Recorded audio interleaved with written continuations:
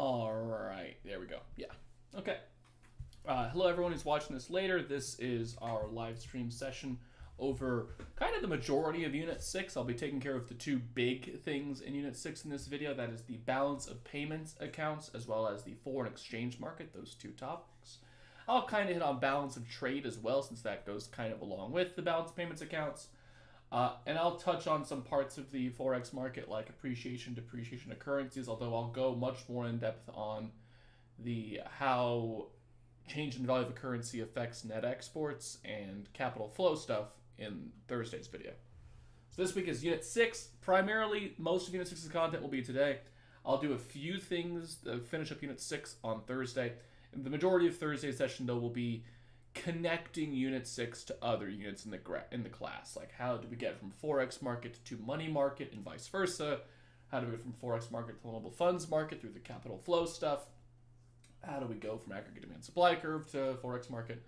Kind of connecting all of the stuff together. That'll be Thursday's thing. But today, we'll just introduce the topics and try and keep it moderately simple. Oh, what's up, Tanner? I don't know. I guess maybe you're subscribed to my channel off of last year. But yeah, this is a live stream review session, Tanner. You don't need to be in here for this. You took the AP exam last year. It's good to see it, dude. Make sure my channel's got what I gotta have on it. There we go. Okay. So in terms of important things for students to be aware of at this point, today is April 27th, so we are 6 days away from the AP U.S. government exam and 13 days until the AP economics exam. We are close. Well, AP macroeconomics exam. So we're close, folks. In terms of this review schedule, yeah, appreciate it, Tanner. You have a good one. A former student hop in the chat. That's fun. Oh god, I'm spacing out. Okay, yes, the next 2 weeks. This week we'll be finishing up the content reviews, and in terms of just sort of having a review session for every sort of chunk of content. Next week's will be more comprehensive. So next Tuesday, the review session plan is for me to do what is effectively a mock FRQ exam. Because your written portion of the AP exam for econ is an hour, so I'm going to effectively make and solve through and explain an FRQ section mock exam. Try to grab things from every unit so you can have a nice idea of like what it would look like for your written portion on your AP exam. And the next Thursday is me going through a 6-graph problem, one problem in which all 6 graphs get affected. Not a thing the AP exam will ask you to do, but if you can do a 6-graph problem, you should be able to do any 2 or 3-graph problem that the AP exam might ask you to do. So there's that. Oh, 1 second, clear my throat real quick. All right. So yeah, we are going to get started here in about a minute, but again, this will be over primarily Unit 6's content, the two big things being the balance of payments accounts and the foreign exchange market. As always, it's going to be about 30 minutes tops of content review. It might be less than that this time because a lot of the stuff I can review in a fairly short window of time, maybe like 20 minutes this time of content review, and then another 20 to 30 minutes of me going through some practice problems from AP Classroom just so you have an idea of what this kind of material looks like on the AP exam. It's especially important with the balance of payments accounts because that is a subject where students are like, how are they going to ask us about this? And I'll show you. It's not terrible. But there are some things you got to be kind of careful about. Okay, 4:30 on my clock. Let's do this. All right, good afternoon, everybody who's watching this live. We are going through Unit 6 here today. We'll be starting with the balance of payments accounts and balance of trade. Take about 5 to 10 minutes to get through that. And then do the foreign exchange market. So let's start with the basics.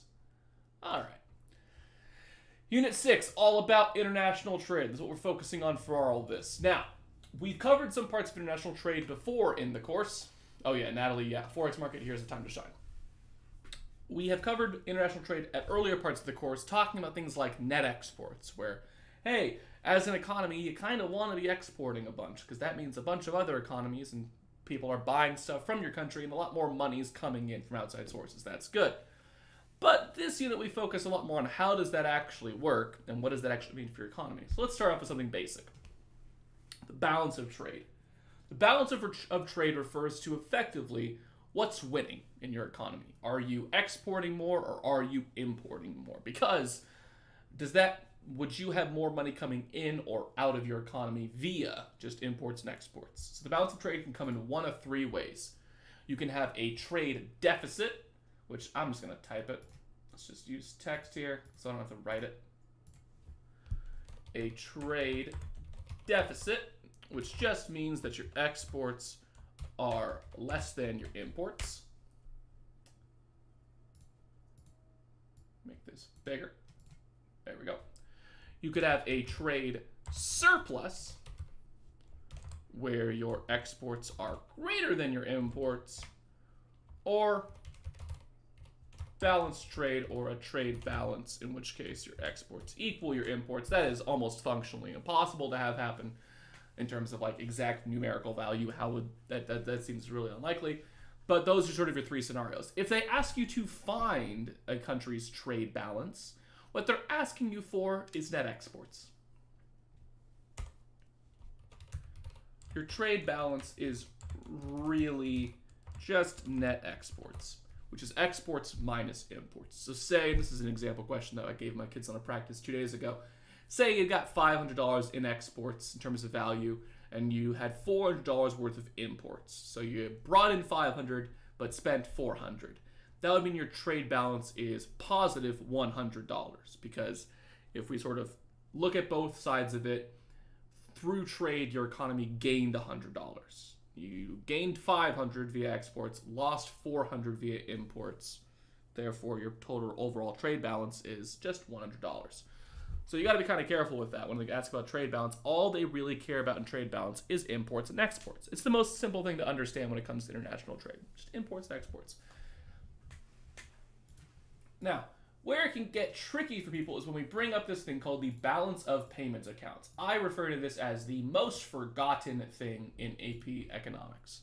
It is the thing in macro that students forget literally the day I teach it to them. It just goes in their ear, out their other ear, and it's gone forever. They like hear it, they're like, yep, that makes sense. They do like one practice question with it, they're like, yep, that makes sense, and then it's just gone. So the balance of payments accounts is how our country keeps track of international transactions. Like, if you're the US government, it is incredibly important for you to know how much money is coming in versus going out in your economy, because you're trying to control how much money is in your economy. The fact that we trade with kind of everybody outside of North Korea matters in terms of keeping track of where all the money is at. So we record those transactions in like a huge ledger, massive spreadsheet kind of deal. And it's the balance of payments accounts. And they've got multiple tabs in that, keeping track of different things. The two ones you've got to know, the two specific accounts you've got to be aware of, are called the current account and the financial account, or the capital account.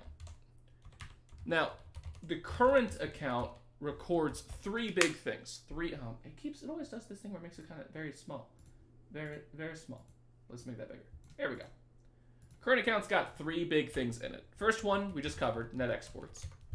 So all of your exports and imports are covered in the current account. If they say, hey, we buy a bunch of shoes from Mexico. Okay, cool. That'd be in the current account. That would be listed as an import for us, so it'd be negative. It's in the current account, it's negative. You also have a couple of other things. Net investment income and net transfers. Now, net investment income is the money made off of your investments overseas. What that typically refers to is interest.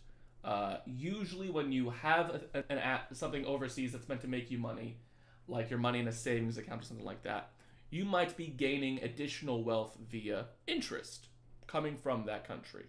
Say you put your money in a French bank account, in a savings account, it collects interest. So effectively, France is putting more money into your bank that you're going to spend in America. So that's a positive for the United States. That'd be a positive version of investment income. I will tell you, when we get to the financial account, this is going to get kind of confusing of, wait a minute, which of these would it be? Effectively, unless the AP exam says the word net income or net investment income, do not worry too much about this subcategory. Net transfers is the direct sending of money from one country to another. That can be government doing it, like our government sending aid to another country that's going through like a food shortage, which happens sometimes, especially with like civil wars in Africa and Central and South America, we would often send government aid to like help them out. It's pretty normal. That would be listed as a negative in terms of like our current account because that's money leaving our economy. But it could also be something like my mom, who's from South Africa and lives in England right now. If she sends money over to me right now, that's a net transfer as well. That's just money being directly sent from one country to the other. So that would also be counted as a net transfer. Based on your levels of these three things, your current account could be in a deficit or a surplus. If you add all these things together and you get a negative number, which would happen if more money is going out than coming in, you would have a current account deficit. If you got more money coming in than going out, you would have a current account surplus. So just like everything else, these accounts can have a surplus or a deficit, just based on if they're making money or losing money. The capital/financial account, both names are accurate, both names work. The capital account has one thing in it, and that's an asset. It records the sale of assets for a country. Now, an asset can be a bunch of different things. There are two big categories to be aware of, physical assets and financial assets. Financial assets we've covered a lot in the class. That's stuff like a stock and a bond. You buy a bond in another country, you make money off of it in the long term, sick. That's in the capital account. So, because you can buy bonds from other countries, that's totally allowed. Ditto for stocks. You buy a stock in like Mitsubishi, which is a Japanese car company, and it collects dividends off of that stock. Boom, asset. Nice, good job. Okay. But physical assets also qualify. So if I were to buy a bunch of real estate in another country as a means of like renting it out or making money off of that, that would also be an asset. So financial or physical asset. What I tend to think of is an asset is something that is supposed to make you money in the long term. So if it's something like that, where you're buying something where the intention is to make money in the long term, it is probably being listed in the capital account. Me buying a bunch of real estate is meant to make me a bunch of money in the long term. Oh, look, Archer. Wait, there he is. You can see him laying down on the ground. Okay. Assets are meant to make you money in the long term. A lot of the net exports, net investment income is money earned in the long term, but the intention isn't there. Net transfer is just sending money from one place to the other. So those are the two accounts. In terms of important things to be aware of with accounts, you just gotta know what falls under each. Because the AP exam style questions they would ask is this listed in the current or financial account? Or which of the following will be listed in the financial account? Or which one of these following will be listed in the current account? That's the gist of it. There is one other thing with these accounts that you have to know, and I don't have time to explain it. They offset each other. The current and the financial account offset one another. So if I've got a current account surplus of $500 billion, I've got a financial account deficit of $500 billion. They even out to zero. Short version explanation, circular flow model. All money that flows in must flow out, and then back in, and then back out. So all the money that we spend on things like exports and imports should come back into us in the form of assets. I know that doesn't make the most sense. There is a long Khan Academy video that does a very good job of explaining it. That takes about 20 minutes to properly explain. AP exam doesn't ever really ask you to explain it, so if you want to learn it, go for it. Pull up the Khan Academy video. If you don't care, know they offset, you'll be good. Okay, the foreign exchange market. So, the Forex market. Let's get this stuff out of the way. So, the foreign exchange market is the market for currencies. And it's where we figure out exchange rates. The idea of, I go to Mexico, I convert my dollars to pesos so that I can go buy stuff. Cool, well, where does that number come from of how many dollars it takes to get a peso? How do we figure that out? Well, it's based on, and this is going to sound stupid, it's based on how many dollars it takes to buy a peso. Which you're like, that's what you just said. Yes, but I mean that in a very delicate way, which is that the value of each currency internationally is dependent on how much of the other currency it takes to get it. Just like the value of any particular good in our economy is dependent on how much of our money it takes to buy. What I'm trying to say is, currency is like a good. There is a supply and a demand for it. Its value is based on how much of other things it takes to get that thing. So when we're looking at the foreign exchange market, what you've got to be aware of is that we're looking at the value of a currency in terms of another currency. And that's what the exchange rate looks at. So let's use this dollars and pesos example, just to keep things as simple as possible. Now, on my Forex market, there is technically always two foreign exchange markets happening at the same time.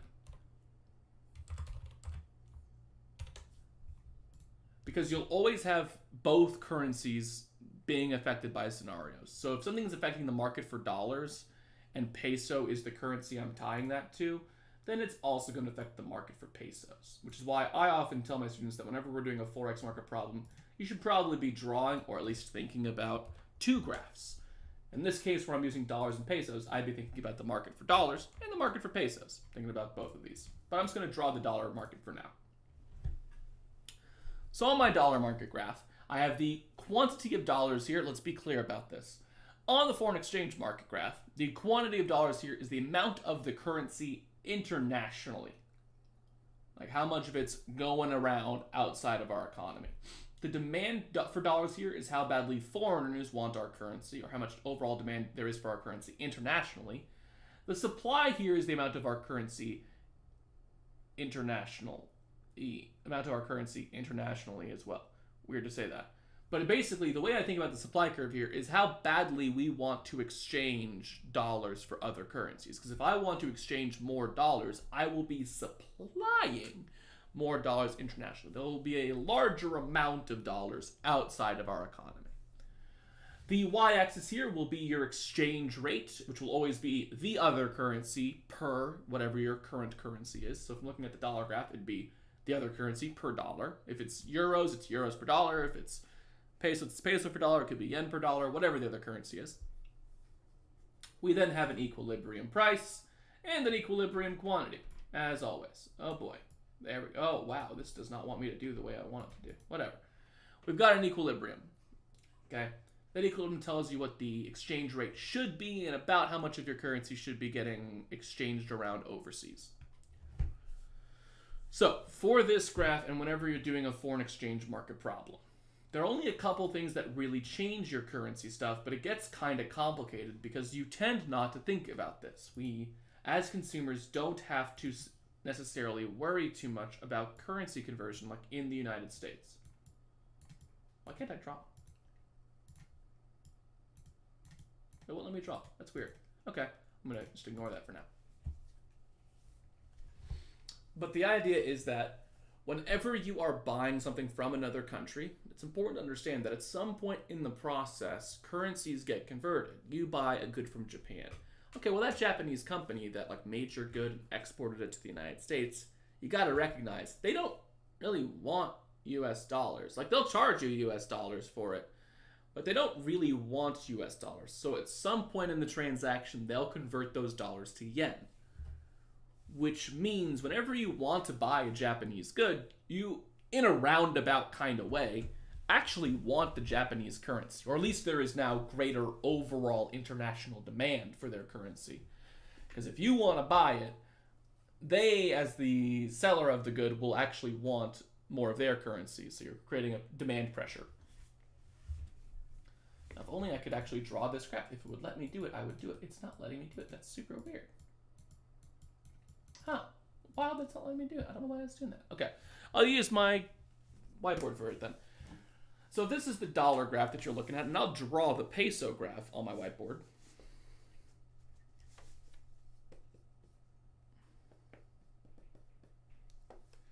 Whenever you're dealing with a foreign exchange market problem, you're actually looking at both currencies, the dollar and the peso in this case. So let's say we use a very simple example. And an example I used in class would work for this last week. I said, like back in 1932, early U.S., well not early U.S., just like halfway through history, but in America, we start to expand Coca-Cola. The company starts to expand international. And Mexico as a country develops a fairly strong affinity for it, like a lot of countries did. So let's say that people in Mexico want to buy a bunch of Coca-Cola products. Well, Coca-Cola, American company, doesn't really want the peso for their good. I mean, they'll take it because they want money, but they don't really want the peso. They want US dollars. It's doing a weird thing with my mouse here. I'll leave that for now. That's creating more international demand for dollars, because if they want the American dollar, the American product, they actually want the US dollar. Now, what's happening on the peso graph is where students tend to get a little bit tricked up, because they're like, wait, okay, so I get why they want more dollars, but why are they supplying more pesos? What's going on there? Well, the supply here again is how badly they want to exchange their currency for another. At least that's how I think about it. And if they want more dollars, they will need to be exchanging more pesos. So they are supplying more pesos internationally to swap for dollars. There's a greater overall amount of pesos internationally, which is causing their value to drop. And this gets us into the big thing with this graph, which is that by changing stuff on this graph, the value of the currency internationally changes. Like on this dollar graph, it now takes going from my original to my new equilibrium.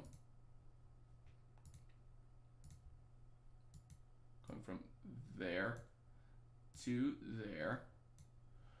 We now takes more pesos to get a dollar. And if it takes more pesos to get a dollar, that means the dollar is worth more, or at least in terms of pesos. So I would say that the dollar has appreciated in value relative to the peso, which would mean that the peso relative to it has depreciated, that its price is lower. And by being worth more or less, you're actually going to end up affecting imports and exports, which is what I'm going to focus on next on Thursday's live stream. But the idea is that by doing this, you're changing the value of the currency, which is going to change spending power for that economy. Now, the demand and supply rule. This is probably like the simplest thing to have so that you don't make as many mistakes on a foreign exchange market problem. And that is the following statement will always hold true when it comes to foreign exchange market graph questions. Every time you're doing a Forex market graph, if you draw two graphs, one for each currency, this following thing will be true. It will always be supply of one graph, demand of the other, same direction every time. So supply of one, demand of the other, same direction every time. Whenever you're doing a Forex market problem, I'm going to increase or decrease the demand for one, then increase, decrease the supply for the other, and they will move in the same direction. So if I increase demand on one, I will increase the supply of the other. If I'm decreasing demand for one, I am decreasing the supply of other every time, every time, every time, every time. They won't move in opposite directions. Don't ever do that. You'll mess things up. So why? Well, that's because one currency in each of these scenarios will be getting demanded more or less. People will want one particular currency more or less. And then as a means of getting that currency, they will either, if they want it more, need to supply more of their own, or if they want it less, wouldn't need to supply as much. So they would decrease the supply. So like in this example, we had the people from Mexico wanted to buy Coca-Cola. That led to a higher supply of pesos, a higher demand for dollars.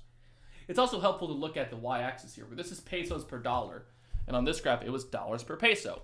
So if the peso per dollar went up, the dollar per peso would need to go down. Like if I draw two graphs for this and I get both currencies appreciate, I messed up because their value is tied to each other. One can't get more valuable than the other, and then the other one also gets more valuable than the other. That doesn't make sense.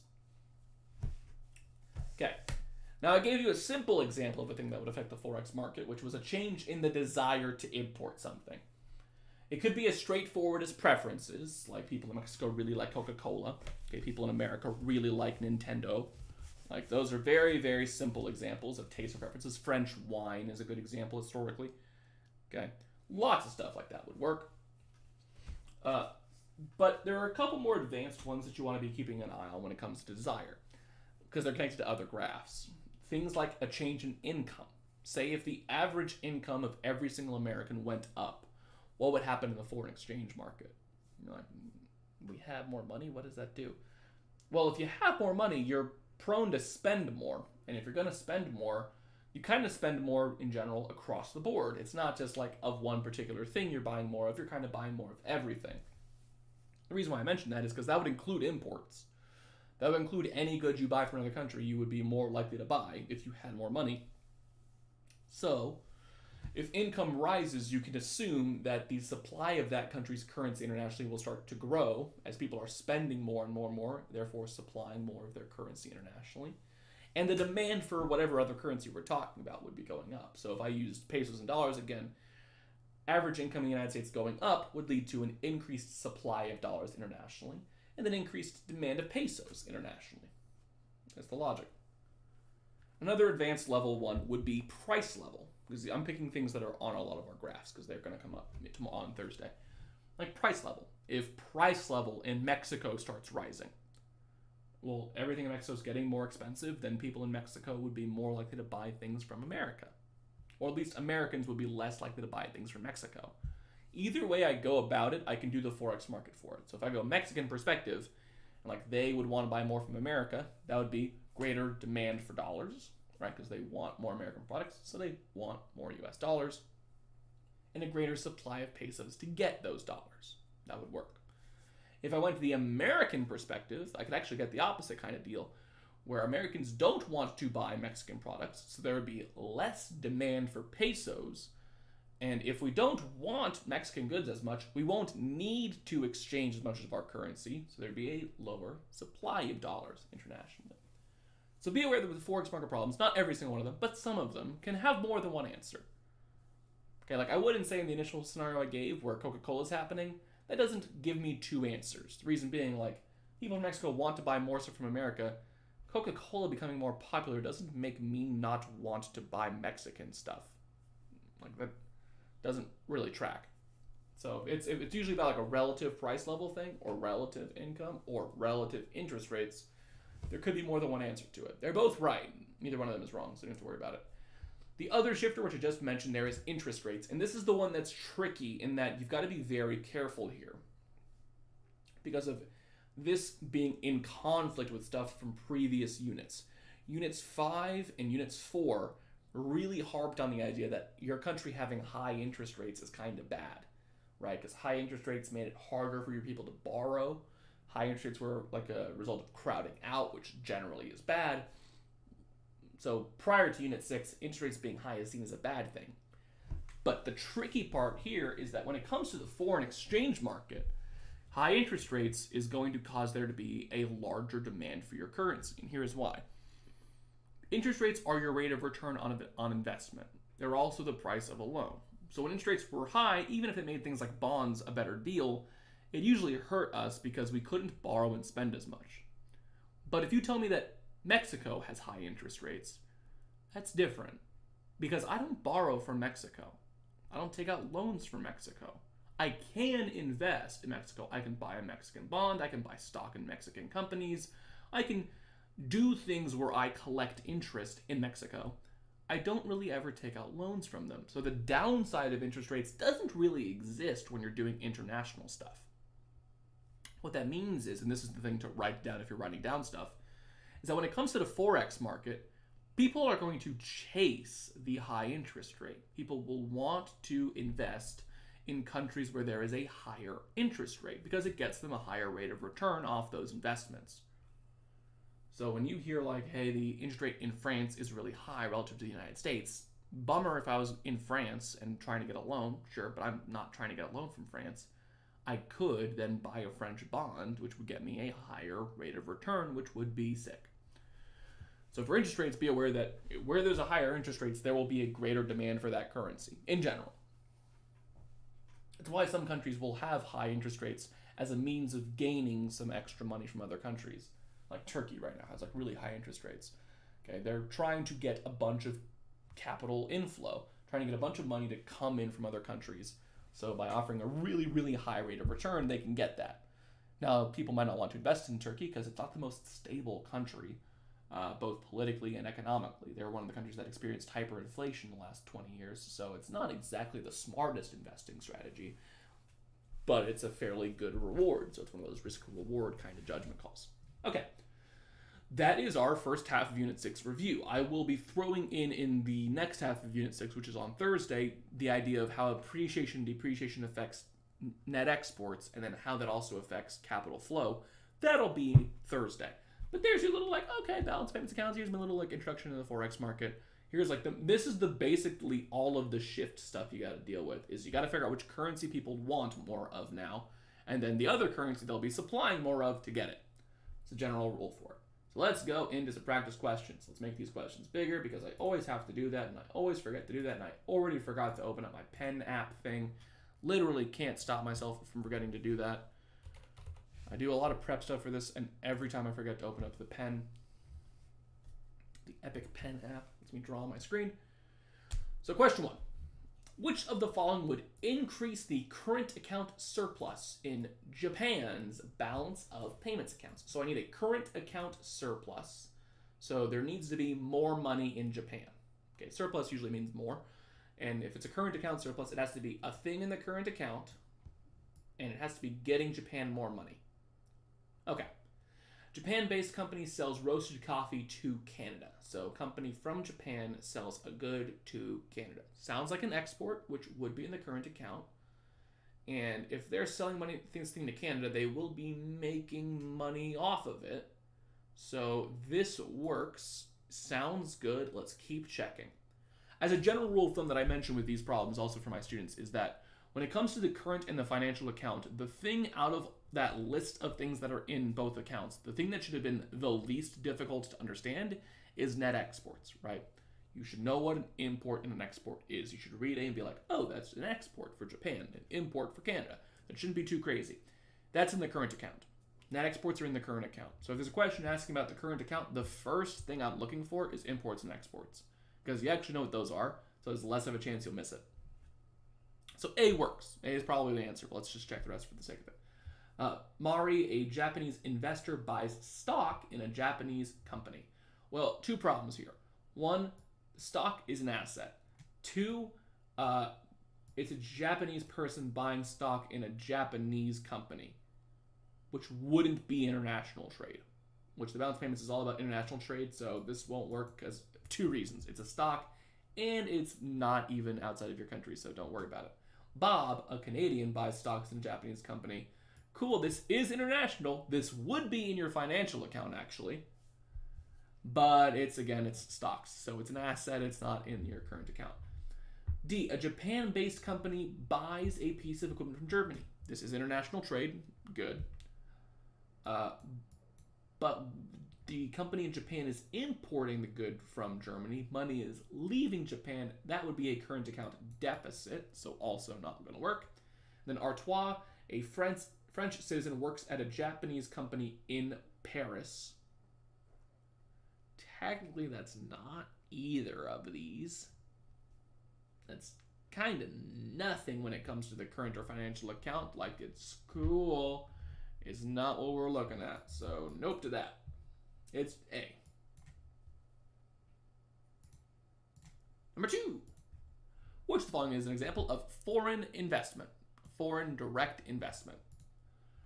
Okay, we've got a U.S. automobile manufacturer building a steel plant in Russia.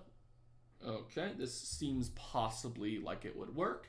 Investment spending is oftentimes when there's the acquisition of capital. It would be foreign investment because this is an automobile company in America building in Russia, so this could work. It's like question mark check is like probably. U.S. citizen purchasing corporate bonds issued by a French manufacturing firm. This is where the word investment comes into play, where investment as a general concept is referring to spending done usually by businesses on capital. So no, but yes, if they meant investment like how we usually use investment. Mexican citizen purchasing U.S. Treasury bills. That's nothing different than B, to be honest. So if B is right, then why wouldn't C be right, is what I would tell you there. Because Treasury bills are the same thing as bonds. The Federal Reserve purchasing yen. This does happen. Not a thing I really talked about when it came to the Federal Reserve, but they can buy other currencies. Not investment, though. It's just buying currency. Immigrant workers sending money to their native country. This is a net transfer, but that's not investment. A, yet again, is investment. When you see the word investment or investment spending, you gotta treat it as like the I in CIGXN, which is spending mostly by businesses on things to improve their production. Tricky on purpose. Okay. 3, look at this terrifying question. Okay. If the price of the Swedish krona, yes, that is their currency, changes from 12 yen per krona to 13 yen per krona. So it used to take 12 yen to get 1 krona. Now it takes 13 yen to get 1 krona. Which of the following describes the change in the yen, the value of the yen, and the change in the cost of Swedish goods to residents of Japan? This is kind of a thing from Thursday, but it's to give you a nice little teaser of that. So from 12 to 13 yen per krona. So that means it now takes more yen to get 1 krona. Which currency became more valuable there? Well, if it takes more yen to get a krona, then that means the krona is quite literally worth more yen, right? It takes more yen to get a krona, so the krona is worth more in terms of yen. That would mean that the krona has gotten more valuable and /or the yen has gotten less valuable. So the yen should be depreciating here. So it's A, B, or C. Now what will happen to the cost of Swedish goods to residents of Japan? So if you are Japanese and you use yen, what is happening to the price of Swedish goods for you? Well, it now takes more yen to get a krona. So say a good was 3 krona. It used to cost you 36 yen. It now costs you 39 yen to get the same good. So the cost of Swedish goods to residents of Japan has increased. It has made that good more expensive because now it takes more yen to get 1 krona. I did not mean for all 3 of these to have the same answer in terms of A, but they have all had A so far. Tells you that I don't read these questions very hard, which is mostly so that I can actually try and solve them myself as I'm working through them, because it helps you guys to see my thought process. 4. Oh, sweet God, you gotta hate this. You can't enjoy looking at that. This is never good. When it's a supply and demand graph and there's not just the equilibrium labeled, you gotta be like, crap. All right. So, if 1 Indian rupee, okay, is being exchanged for 3 yen in the foreign exchange market. Okay. So 1 rupee, so 3 yen per rupee, 1 rupee for 3 yen.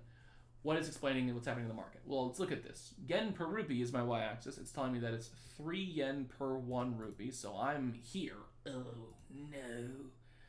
I am in this situation. Oh, God.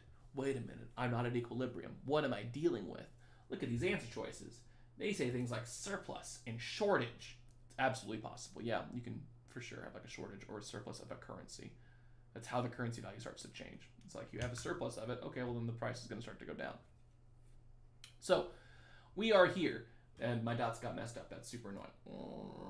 There we go. We are here. My quantity supplied is 30 rupees.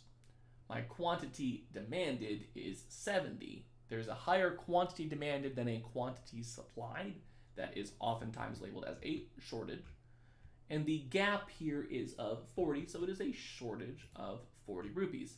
What is basically happening here is that if it cost you 3 yen to get a rupee, people from Japan would want 70 rupees, a bunch of rupees, because that's a very favorable exchange rate relative to what it's supposed to be. It's supposed to be 7.5. It's currently 3. I'm almost getting double the amount of rupees per yen that I was before. I would want the hell out of rupees in this situation. As India, I would not want to be exchanging that many rupees here, because this is not a very good deal for me, right? I'm only getting 3 when I should be getting 7.5. I'm not going to really want to be giving you all that much. So they'd only want to supply 30. People would want to grab 70. There's a shortage. There's not nearly enough rupees to go around. Whenever you see a graph like this on anything other than a regular old supply and demand graph, you kind of have to disassociate for a second and just treat it like it's a regular old supply and demand graph, because they're talking about shortages and surpluses. Don't get too freaked out about the fact that this is rupees and yen per rupee. Just be like, this is the price of a rupee, which is just a good you buy. It's a sandwich called a rupee. It costs you 3 yen for the sandwich. Businesses don't really want to make that much because $3 is not a lot of money for that sandwich. But people would buy the hell out of a sandwich for 3 yen. They'd want a lot of it. So don't think of it as anything other than just a good. It'll make it easier for you to deal with. Currencies get weird. My dots. Okay. The graph above shows the exchange market for US dollars in terms of yen. Yes, this is quantity of dollars and yen per dollar. Thank you very much. Supply and demand of dollars. Assume there is an increase in US preferences for Japanese automobiles. This is what has happened in US history the last 30 to 40 years. I currently drive a Toyota. If you drive a Toyota or a Honda or a Kia, congratulations, you have joined the Japanese car gang. We've done it. Which of the following will take place in the market for dollars? So we want to buy more Japanese cars. What will be happening with our currency? Okay, well, nothing here is changing about demand because this doesn't mean that people in Japan don't want our cars. They didn't tell me that. They just said that people in America want to buy Japanese cars. So again, I can't tell if people in Japan don't want ours. So I don't know if anything's happened to my demand curve. I do know something's happened to my supply curve though, because if we want to buy Japanese cars more, we will be spending more, right? Which internationally means we'd be supplying more of our currency. So there should be this going on. If that's weird for you to deal with, the annoying thing is that the way to solve this, to make it easier for yourself, is to draw the yen graph. Because on my yen graph, it's pretty easy for me to figure out that, well, we want more Japanese cars, so there's a greater overall demand for yen now. If you want more of a Japanese car, you actually want more of the currency. And remember, the rule is demand of one, supply of the other, same direction every time. I increase the demand for yen, so I'm going to increase the supply of dollars to get those yen. So, answer is, supply of dollars will increase. Bye. 6. With an increase in investment demand in the United States, which means people want to invest more. Excuse me, this does mean investment spending. The real interest rate rises. Basically, if people want to invest more and spend more, it's going to cause loans to get more expensive. In this situation, the most likely change in capital stock and the international value of the dollar will be which of the following? Okay, so real interest rates rising is what my actual scenario is. The last thing they mentioned, it is actually the most impactful thing because capital stock refers to the accumulation of capital, right? Cool. If interest rates are higher, we can't get as much capital. Because if interest rates are higher, it is harder for us to buy capital, harder for us to buy our resources, our tech, our machinery gets harder to get. It's the problem with having a high interest rate. So I should see a decrease in the capital stock. And if I have a higher real interest rate, that would mean that foreigners want to invest more in the United States, which would cause the value of the dollar to appreciate. Because if they want our currency more, demand for the dollar goes up, higher value of the dollar. Answer is D. Capital stock is built around interest rates. Lower interest rates, more capital stock, because you can buy more factories, you can buy more tools and tech when interest rates are lower, because loans are cheaper. But when interest rates are higher, loans got more expensive. Dang it. All right, 7. Assume that country X and Y are trading partners. Good. If the average income in country X increases, what will happen in the Forex market? Okay. So everybody in country X is richer. I used this example earlier. If everyone in your country is richer, what do? Buy more, spend more, buy more stuff. Okay. So if they're buying more stuff, they are internationally doing what with their currency? Well, they're buying more stuff. They are demanding more of everybody else's currency. So I know that the demand for country Y's currency should go up. So that's B or C. Oh, yeah, B or C would work. I know country Y is going to have greater demand because if we have more money to spend, we're going to be buying more, which means we'd be demanding more of other currencies. What will happen to country X? Well, if the demand for country Y's goes up, so we'll do the quantity of Y and then X per Y. There's a greater demand for their currency. That would mean that country Y's currency is becoming more valuable. So country X's currency would be becoming less valuable. There you go. Because, yeah, if you want the other currency more, that makes your currency worth less. If you want something more, then that makes whatever you're using to spend it less valuable because it's less hard to get. Scarcity, guys. Scarcity. It's always come back to scarcity. Okay. 8. Which of the following most likely cause a depreciation in a country's currency? What gets your currency to be worth less? Okay. So we got an increase in price level. Increase in price level would mean that I would be buying more of other countries' stuff. So thumbs up, that sounds like it would work. Because if we're buying more of other countries' stuff, that makes our currency worth less. So A would work. B, increase in your real interest rate. No, actually, because if real interest rates go up, people would want your currency more if they want to invest more. So, nope. A decrease in your expected inflation rate. It doesn't have anything to do with this, so not what we're worried about. A decrease in your real GDP would mean you're poorer, so you can't buy as much stuff, which wouldn't make your currency less valuable. It would actually make it more valuable, which sounds weird. You're like, wait, they're poorer. Why is it worth more? Scarcity.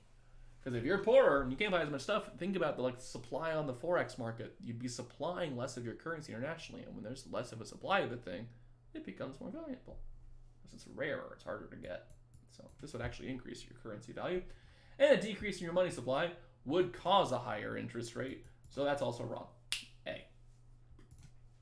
Thankfully, a lot of these were A, which meant that if you got stuck on time, you might have gotten lucky. Number 9. Okay. For students who are currently in my class, this is one of the FRQs from the practice today. Initially, the real interest rates in Japan and US are equal to 7%. The real interest rate in the US increases to 8%, and the real interest rate in Japan decreases to 6%. A. How and why will capital flows be affected? So this is going to include some stuff from Thursday. I'm not afraid to do it now because you should hear it now and then hear it again on Thursday. The capital flow is the flow of money. Well, if real interest rate is higher in US than in Japan, money will be flowing from where to where? Well, we mentioned people want to invest internationally where there's a higher interest rate.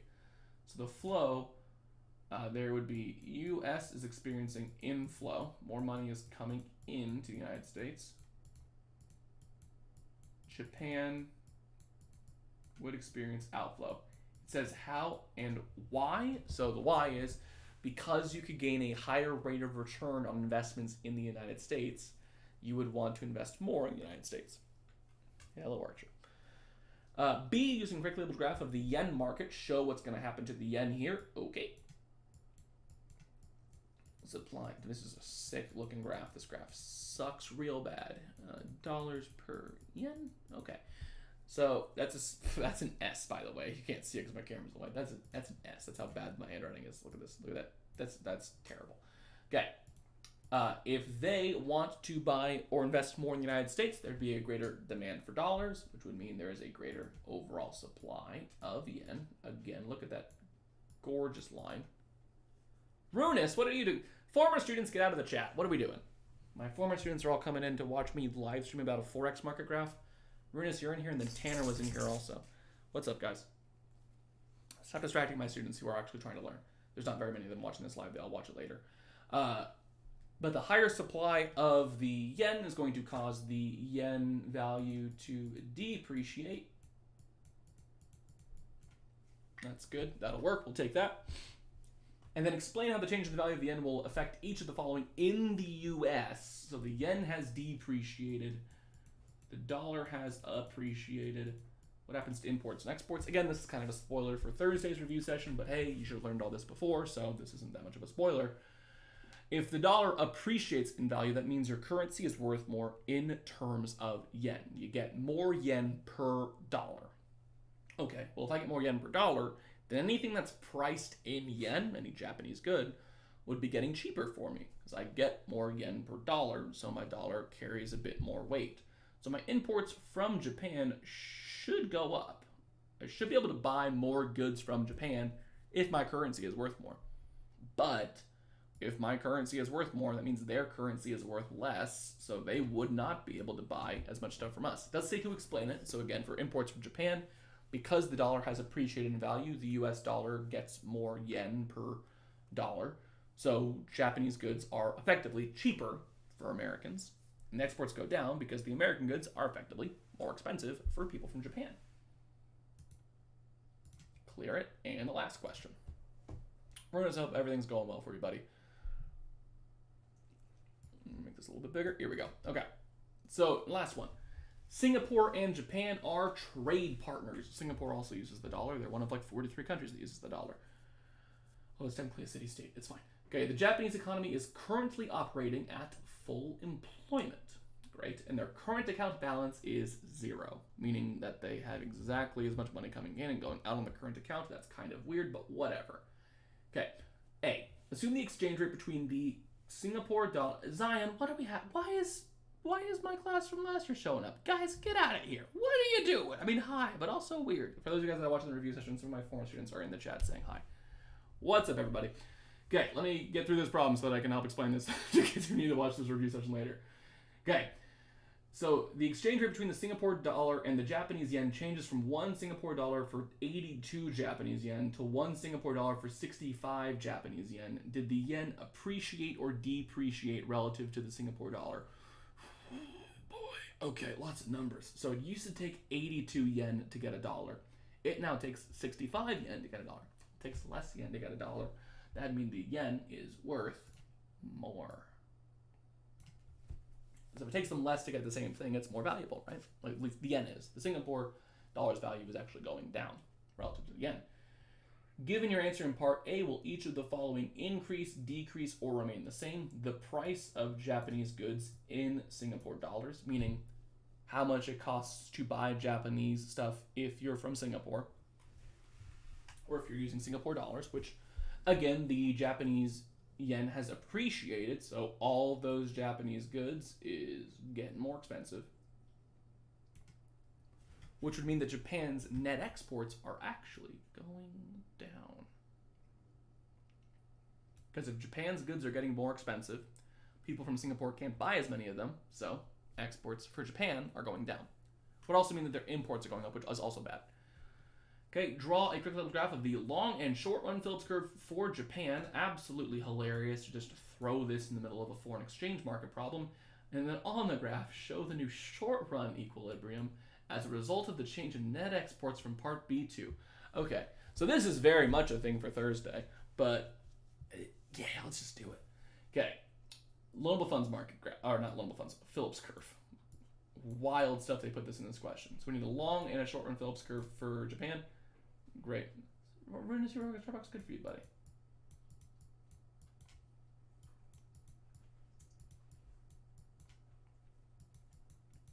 So I'm going to abbreviate some axes here. You shouldn't be doing that, but I'm doing that because I don't want to write more on this terrible thing because I'm using my fingers for this, or using my mouse for this. So here we go. We're at full employment. Tell me that. Great. So we're here. Love this. Austin, oh my God. You guys are all showing up. Hey guys, what's up everybody? You guys got to retake the AP exam. Just do it for fun. It's fun. Just do it for fun. Okay, so we're at full employment. Everything's going great. And then things get interesting. So our net exports are falling here. Okay, if I'm Japan, I'm not going to be able to buy it or sell as many goods overseas, right? So my net exports are going down. The Phillips curve, if you remember how it works, it's built around the aggregate demand supply curve and translating stuff from one graph to the other. So I'm going to do this little tiny baby graph over here. This is not a part of my answer because they didn't ask me to draw it, but it is how I'm figuring out the answer. Yeah, shout out to the Phillips curve, a graph everybody understood the first time and no one had any problems with, and you can't see my aggregate demand supply curve because my head's in the way. There we go. So on my aggregate demand curve, if net exports are going down, that would mean that aggregate demand is decreasing. Zion, I'll put him on camera in a second. Let me get to the problem first. Humor all you former students once my current students have been helped. So aggregate demand should be falling because if net exports are going down, there'll be less spending overall for Japan. Lower aggregate demand means lower price level. So there should be less inflation. So wherever I'm at now, I started off there, wherever I'm at, it's going to be below that point, Y value wise. And my GDP has gone down, which will actually lead to higher unemployment, right? Because lower GDP means businesses can't afford to produce stuff as much, so they'll have to lay off some workers. So I would move down here along my Phillips curve because from this point to this point, I now have a lower inflation rate, check, and a higher unemployment rate, double check. And that point, they said the label point X. There we go. Wait, where is everyone? And why don't they want to do well in the exam? Oh, Austin, these save on my YouTube channel. Most kids wait till the last second to watch all of them. Yeah, most of the students in my class right now wait until the very last second to watch these videos. And we've just learned this in my class in person this year. So like my second semester students literally just learned the Forex graph 2 days ago. They don't really need to review it. My first semester kids, I have a couple of them in here. Most of them are watching it like the week before the AP exam. Okay, D. Given your answer in part B2, again, that's this, will the following be in the deficit, surplus, or zero for Japan? Well, if your net exports are going down and they were at zero, then their current account, because that's what we're talking about here, would be in a deficit. Look at this good handwriting with my mouse. It's like I wrote a P. Oh my God, that's terrible. Let me erase all of that. Here's how I'm going to do it. Pro stuff there. Boom. Deficit. There it is. It's in a deficit because the current account records net exports, and net exports have gone down, so the current account will be moving towards a deficit. Now, it also asks about the financial or capital account. Why would they ask that? Oh, because they offset each other. So if it's negative in one, it's positive in the other. Boom. Doesn't ask you to explain that. Thank Christ. It doesn't make the explanation's long and would require like probably a full page of text to do, so don't worry about it. You can look it up if you want to. I don't recommend it. It's just going to make you think more, and your brain's going to hurt. But it does make sense. It's just a lot. Current account, deficit, financial account, surplus, boom, boom, boom, whole problem, all the FRQ, done. Okay. For those of you that are watching this later, please post questions after the fact in the comment section. I'll get to them as soon as I can. If there are things you don't understand, feel free to hit me up, email me, whatever. If you're not one of my students and you're watching my videos just because you need help on the AP exam, post them in the comments. I got you. I'll help you out. Okay, former students, what do you guys want? You guys are nerds. Why are you guys here? Why are you watching this in your free time? This is embarrassing. This is embarrassing. This is embarrassing. This is embarrassing. Archer, show up on the camera. They asked for you. There he is.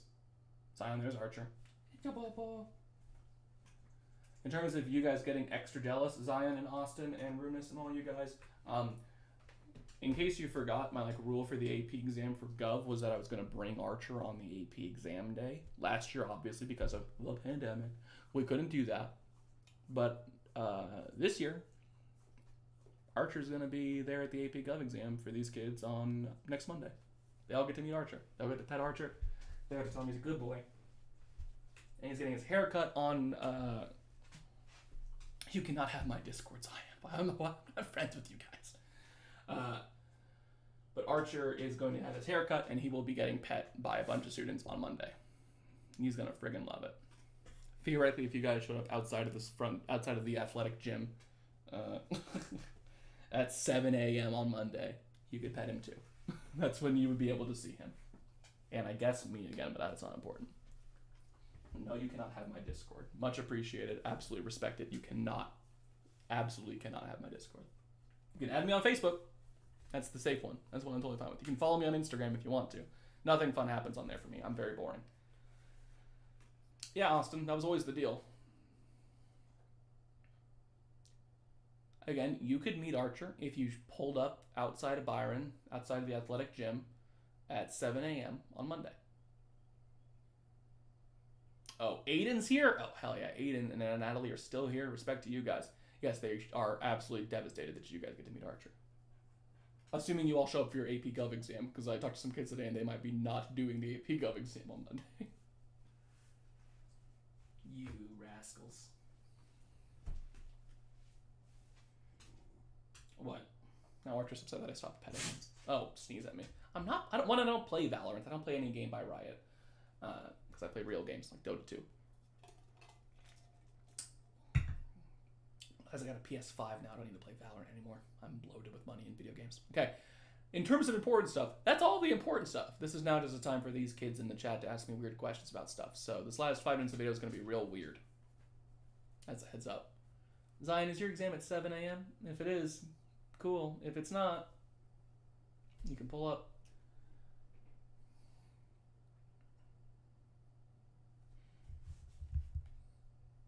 But all you weirdos asking me to... I'm not going to hang out with you guys. God. It was like all the kids that I had on Thursday that asked me if I wanted to go see Mugen Train with them. Aiden, much appreciated, buddy. Oh, Archer, don't bark at the door. Archer. Archer! The door did nothing wrong. He's upset. You have a PS5. Yes, I have a PS5, Zion. Yeah, Aiden's been remote this entire year. What a freaking legend. Absolute hero. I'm just gonna roll up on... Now he has to roll up like how many times, Aiden? Like 6 times. The next 2 weeks he gotta show up a bunch. I am not driving down to Austin with Archer. Austin. God, that's confusing that your name's Austin. You live in Austin now. Could you hypothetically show up earlier? I mean, I'll probably be pulling up like 6:50 Xi. So theoretically, yes. Like 6:50, 6:45 is probably when I'm going to be getting to right outside the gym. So hypothetically, yes. That is a possibility for you. If you wanted to meet Archer, you could do that. Austin, if you wanted to drive up from Austin Monday morning, leave Austin like 2 a.m., 3 a.m., you could get here and you could see him. It's easier for most classes to get physics and calculus, yeah. I mean, and also, like, I would assume if you're in physics, then that first day is absolute hell for you, Aiden, because isn't it Gov and then physics on Monday? I think it is. Ugh. Don't tell me you're an E&M. Oh boy. Ugh. Yes. That's a fun schedule for you guys.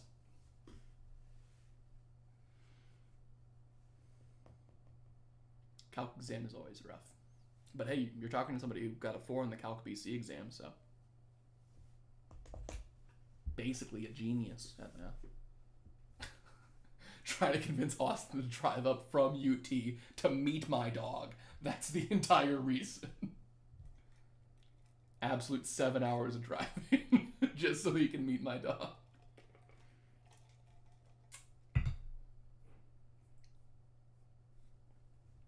Yeah, no, I have absolute sympathy for Aiden there. That's one of those things where I saw that change and I was like, that's super cool to make the seniors on the first day of AP exams, because it's mostly seniors who are in that physics class, and Gov is seniors pretty much only. That's just not cool. It's just so not cool. Shout out College Board for actively hating you guys. Just like laying in their pile of money, being like, how can we make those kids cry more? And it's like, oh, let's put physics and government on the same day. Government's not that bad of an exam. Physics is hell. Put them back to back. Sick. Gotta love it. Absolutely gotta love it. On the first day of exams too. You know, we were promised a lot of things, Zion, and then there was a freaking pandemic, okay? Alright? During the summer, Austin, I mean, like, if you come up to here to visit your family, theoretically I could bring Archer to, like, Starbucks or something, and you could meet my dog. That wouldn't be a problem. Just use Facebook Messenger. I do check it, because my mom only uses Facebook, so I have to, like, use that website still. But yeah, that's allowed.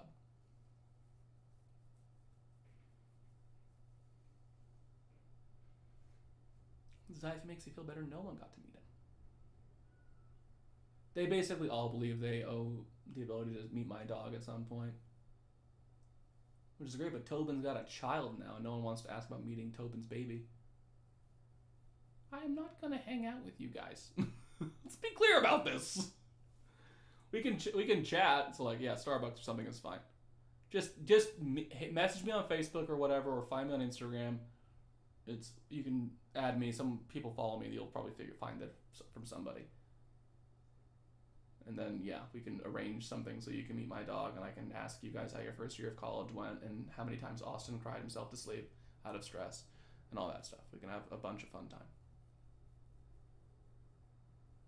I'm gonna need to edit this video, aren't I? Ugh. Rent out an entire stadium for McRitchie. Aiden, that's too much. That's way too much work. I don't have that many fans. Actually, that's not true. I did have like 700 people watch my live cram session last year.